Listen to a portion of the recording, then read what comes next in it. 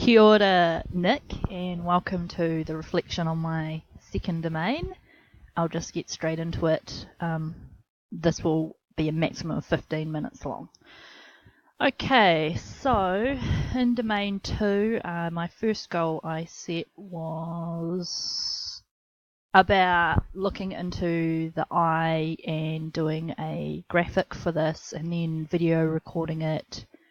I wanted to make sure that I understood the key phases of the gestation period, parts of the eye, visual pathways to processing of the brain.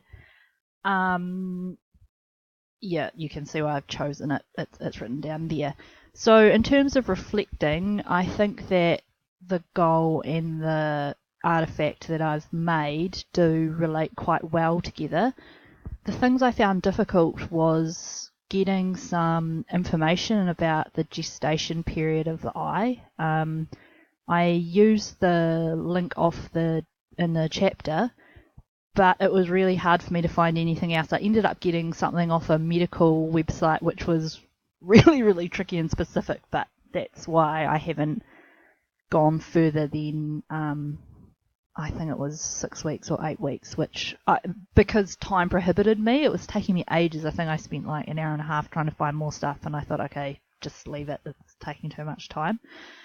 Yeah, so that was really interesting seeing how it developed. And in terms of evolving, I guess that would be another goal for me.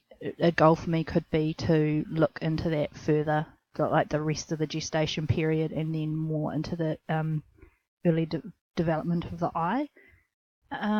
Situated, it's really good for my practice to understand this knowledge. It's understanding that means that I can then pass on that knowledge to parents. And teaming, this is something that I did by myself, so it was not a collaborative artifact. So the main resources I used were 2 books, one by Gordon Dutton, the main CVI Blue book, and the second one was Foundations of Low Vision, and I basically used those because I much prefer to hold objects and get information from them, so that was quite good. I really enjoy drawing, and I was actually really fascinated by the eye, and I wish I had more time on this so that I could draw more detailed diagrams, because it really does make sense to me. It was just so interesting learning about how vision works, and it really made me understand more why they've changed the cortical vision to cerebral vision, because actually there's I think off the top of my head 3 different pathways that the vision goes just within after it's been processed by the retina. So I really loved learning about this, but I'll keep going for I run out of time. Okay, goal 2, I will have co-constructed a slideshow. This will cover all aspects of the domain. I specifically contributed to the hyperplasia and the cerebral vision impairment, and on the role of optics. So I thought I did okay for these 2 slides. The hyperplasia was quite straightforward, but yet I hadn't learnt much about it before, and 2 children have just come onto my role that have this, so I thought, well, at least if I have a basic understanding, that will be helpful. And then combining that with doing the drawing about the retina, then that gave me a lot more of an understanding. In terms of cerebral vision impairment, I just started reading the Gordon Dutton book and had a look at the Scotland website, and I'm just like, whoa, how can I fit this on 1 page? So I know I haven't done that slide justice, and yeah, that wasn't that great. But in terms of the optics, I'm really interested in optics. I did some physics when I was at high school, and it's really cool to understand about how the lenses work, and if you're short-sighted or long-sighted. And then four of my students have glasses, so I have an understanding of that now, and I can explain to them. And it would be cool to get out to get out the slideshow and show them the diagram of the eye and the little video, because I think understanding about your condition or your impairment makes quite a big difference. It's cool. It's physiology. In terms of teaming, I think that worked quite well. Chloe made up a really good slideshow that was a simple template. it meant that I didn't have to cover all of it, which was great. And it meant also I now have an awesome resource that I can call on and, look at all the other areas. Let's see, what else for that one? Okay, let's go on to goal 4. So this one was about... Oh, that's right. So this was my literature review, which is not my favourite thing to do, but actually it's really good for me. So this, I think, is where I'm not getting specific enough for my goals, and on reflection I can see that my goals aren't actually smartest. Like, they're just smart, possibly, but not smartest. So this one here, I will have critically examined a minimum of 5 articles. Well, that's good. I've got a measurable quantity. On the subject of functional vision theories, I will choose 4 and outline the key points for each theory. But really, if I was being smarter for my workload, etc., I could have looked at 2, compared the most 2 that I thought would be relevant for being at RTV, even though all of them are. But I could have chosen 2, and then I could have even written a goal that was more specific, that was something like, that made it more situated. My goal was situated. So, for example, look at 2 and then choose 1 which fits with my philosophy as an RTV. Something like that. I'm just starting to click on to some of the things that make the research easier and make the workload more manageable. In terms of teaming, that one was done by myself. And in terms of evolving, it really was just, I read the Foundations of Low Vision, and I read all the papers that were on the chapter. They were really good. I do really love reading the papers. I get a lot of insight out of them. But yeah, in terms of, what was so interesting about it was that vision actually develops in an active way, and that relates quite a lot to Lily Nielsen's active learning program. Even though that's a motor program, it's also like a vision program and how they're interlinked.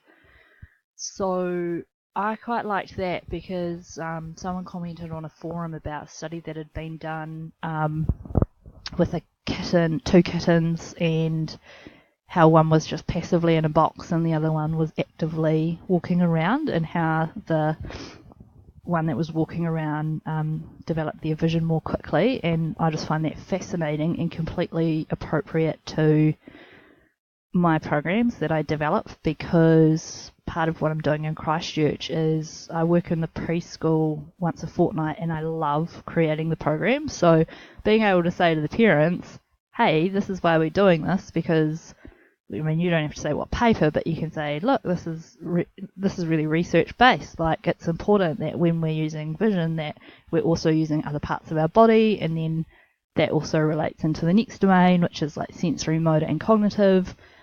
So it was quite cool to read all about these functional vision theories, since it's like the basis of what I'm doing, and to evolve my philosophy. I guess it could be quite good to start making some wee points about each domain and how that relates to my philosophy.